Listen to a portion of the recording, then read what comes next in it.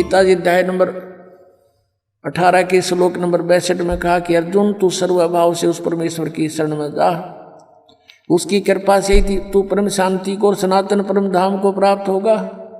अपने विषय में बताता चौथे अध्याय के 5वें श्लोक में, 9वें श्लोक में, दूसरे अध्याय के 12वें श्लोक में, 10वें अध्याय के दूसरे श्लोक में, अर्जुन तेरे और मेरे बहुत जन्म हो चुके, तू नहीं जानता मैं जानता हूँ। 8वें अध्याय के 5वें और 7वें श्लोक में कहा कि मेरी साधना करनी है तो मुझे प्राप्त होगा, जन्म मृत्यु बनी रहेगी, युद्ध भी करना पड़ेगा, शांति नहीं है। 8वें अध्याय के 8, 9, 10 में 3 श्लोकों में कहा कि उस परमात्मा की भक्ति करेगा तो उसको प्राप्त होगा, उसकी प्राप्त होने के बाद फिर जन्म मृत्यु तेरी कभी नहीं होगी, परम शांति होगी। अपनी साधना बताता है, मेरा तेको ओम नाम है। 8वें अध्याय के 13वें श्लोक में बताया गीता ज्ञान दाता है। मुझ ब्रह्म का केवल एक ओम मंत्र है, जो इसका अंतिम सांस तक सुमन करेगा मुझे प्राप्त होगा, और मेरी प्राप्ति में जन्म मृत्यु नहीं समाप्त हो सकती है। 84 लाख योनियां भोगनी पड़ेंगी और युद्ध भी करना ही पड़ेगा उस परमात्मा के पाने का। 17वें अध्याय के 23वें श्लोक में गीता जी में कहा कि ओम तत्सत इति निर्देश ब्रह्म त्रिविध समर्था है। उस परमात्मा सच्चिदानंद घन ब्रह्म पूर्ण परमात्मा की भक्ति के 3 मंत्र के जाप का प्रावधान है, निर्देश है। चौथे अध्याय के 34वें श्लोक में कहा कि उस तत्व ज्ञान को समझ, कौन से को। चौथे अध्याय के 32वें श्लोक में गीता जी में कहा है कि स्वयं सच्चिदानंद घन ब्रह्म ने अपने मुख से उच्चारण करके जो वाणी बोली है वो सच्चिदानंद घन ब्रह्म की वाणी है, वो तत्व ज्ञान है। उस तत्व ज्ञान को मैं नहीं जानता, गीता ज्ञान दाता कहता है। वो तत्वदर्शी संतों के पास जाकर समझ, वो बताओगा तुझे, और उसके बताए मार्ग अनुसार फिर उस परमेश्वर की शरण में जा, जिसकी कृपा से तू परम शांति को और सनातन परम धाम को प्राप्त होगा। अब यहाँ देखो, ओम नाम का ये ओम और आराम ये जाप करते हैं, इनकी यहीं तक बुद्धि सीमित है और इससे ये दुर्गतियाँ हैं। अब वो 3 मंत्र का जाप, ओम तो सीधा है, तत् और सत्य सांकेतिक है, ये गुप्त है, ये दास बता सकता है इस पृथ्वी पर, और किसी के पास नहीं है। अब ये छुपा कर रखने थे परमात्मा ने। अब इस मारीची वाले जीव की आज्ञा के और दुर्गति हुई। देखो, आओ जैन धर्म को जाने, ये पुस्तक हम पढ़ रहे हैं। 295 पृष्ठ पे हमने ये पढ़ लिया। 80 लाख बार देवप्रिया को प्राप्त हुआ और 60 करोड़ बार गधे के भाव को, 30 करोड़ बार कुत्ते को, 60 करोड़ बार नपुंसक, 20 करोड़ बार स्त्री, 20 करोड़ बार बिल्ली आदि।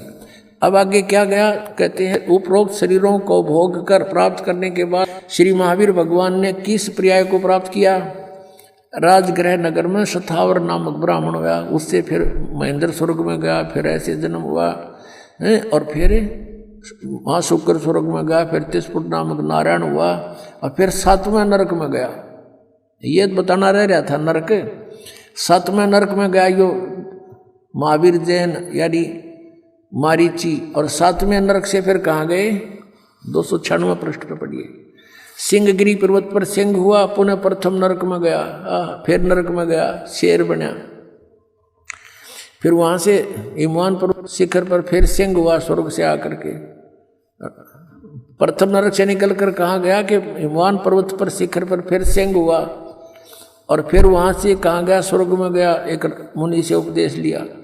फिर कहाँ गया? यहाँ कंकोजल नामक पुत्र हुआ, फिर 7वें स्वर्ग में देव हुआ, फिर अयोध्या नगरी में राजा वज्रसेन की शीलवती रानी से हरसेन नामक पुत्र हुआ, फिर वहाँ से महाशुक्र स्वर्ग में देव हुआ, फिर दातकी खंड की पूर्वी विधेय पुष्कलावती देश की पुंडराकिणी नगरी में राजा सुमित्र रानी मनोरमा से प्रिय मित्र नामक चक्रवर्ती हुआ, फिर सहस्रार स्वर्ग में देव हुआ,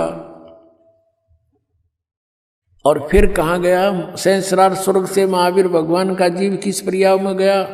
जम्बू द्वीप के छतरपुर नगर में नंदीवर्धन नामक राजा की वीरमती रानी से नंद नामक पुत्र हुआ, और फिर नंद का जीव आगे कहाँ गया? पुष्पोत्तर विमान में देव हुआ, और उसके बाद 24 में तीर्थ कर श्री महावीर भगवान हुआ। ये भी महावीर भगवान बना। पुष्पोत्तर विमान में देव हुआ, उसके बाद 24वां तीर्थ कर महावीर भगवान हुआ। श्री महावीर भगवान के जीव ने कितने पाखंड मत चलाए? 363 पाखंड मत चलाए। महावीर भगवान के जीव ने, यानी महावीर के रूप में प्रकट होकर उसने 363 पाखंड मत चलाए हैं। पुण्यात्माओं, इस दास का एक परोपकारी प्रयत्न है, इसको भी लोग निंदा करें, ये तो दूसरों के धर्मों की या गुरुओं की। अब देखो, दास ये बताना चाहता है कि जो साधना प्रथम तीर्थकर जैन धर्म का करते थे, ऋषभ देव जी करता था, और उससे मारीची को उपदेश मिला, और मारीची के उस उपदेश के बाद उसकी कितने दुख हुए उसके शरीर में। 60 करोड़ बार गधा, 30 करोड़ बार कुत्ता, और तो गिनती नहीं, पशु और पेड़ों पौधों के जीव भोगे। अब दास ये कहना चाहता है कि फिर महावीर भगवान होया 24वां तीर्थकर, अब उसने वो सब साधनाएं छोड़ दी जिससे कुछ लाभ तो हो गया, स्वर्ग में तो चला गया, कुछ समय के लिए राजा भी बन गया। उसने फिर 363 पाखंड मत चला दिए, उनसे तो कुछ भी राहत नहीं मिलनी, सीधा नरक मिलेगा। ये दास ये कहना चाहता है ये साधनाएं गलत है, और वर्तमान के जितने भी जैनी हैं वो महावीर जैन के द्वारा पाखंड मत चलाएंगे, उनके अनुसार साधना कर रहे हैं। तो दास ये कहना चाहता है वो क्रियाएं छोड़ो और सत साधनाएं करो। इतना सा दास का प्रयत्न और परमार्थी वचन है।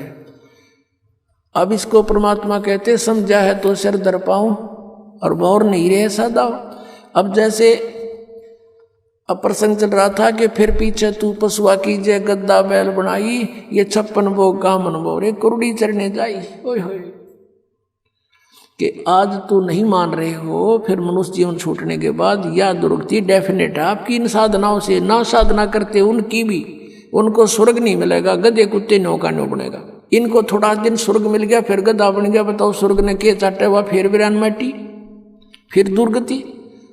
अब परमात्मा कहते हैं जय सतगुरु की संगत करते तेरे सकल कर्म कट जाई, अमरपुरी पर आसन होते जहां धूप ना छाई।